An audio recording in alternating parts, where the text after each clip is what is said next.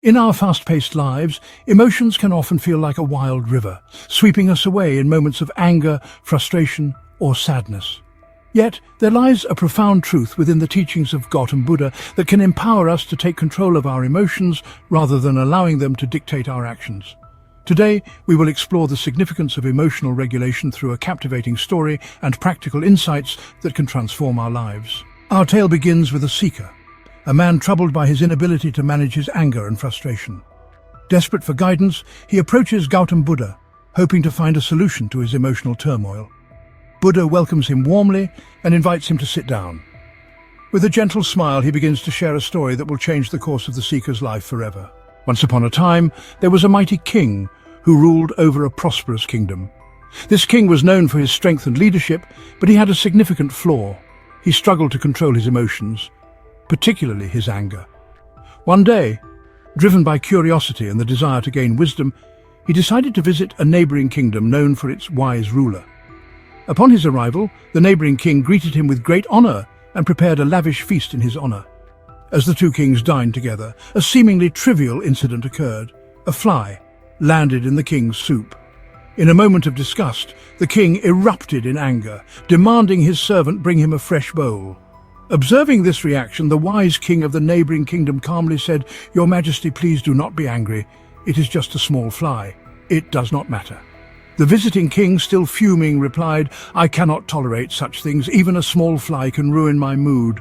The wise king smiled and offered a simple yet profound piece of advice.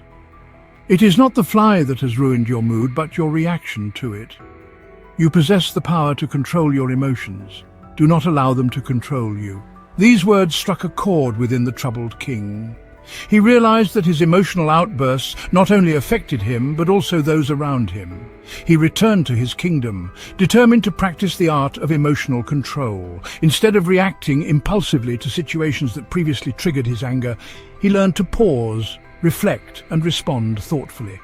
Over time, the king discovered a newfound sense of peace. He found that by not reacting, he could navigate difficult situations with grace and clarity. His ability to maintain composure not only improved his decision-making, but also strengthened his relationships with his subjects. The power of not reacting became an invaluable lesson, highlighting how our emotional responses can either build or break connections with others. Now let's shift our focus to a modern-day character named Michael. Michael was a young man known for his emotional nature. Much like the king, he often reacted impulsively, letting his anger dictate his responses to life's challenges. Arguments with friends and loved ones left a trail of hurt feelings in his wake.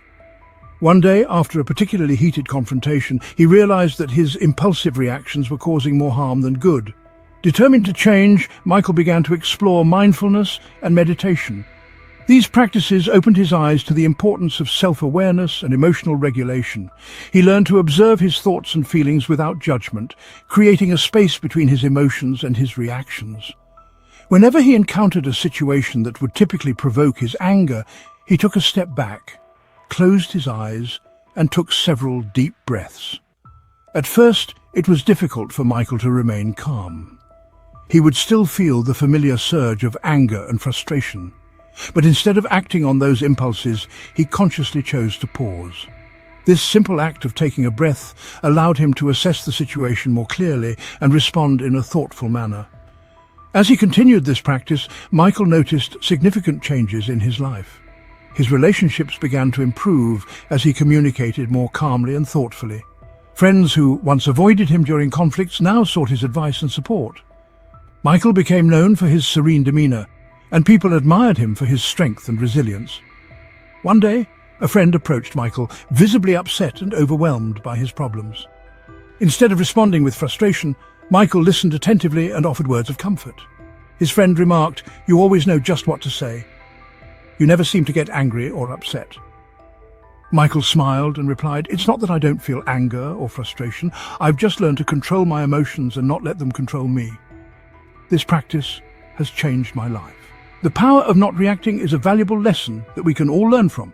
It takes patience and consistent effort, but the rewards are profound.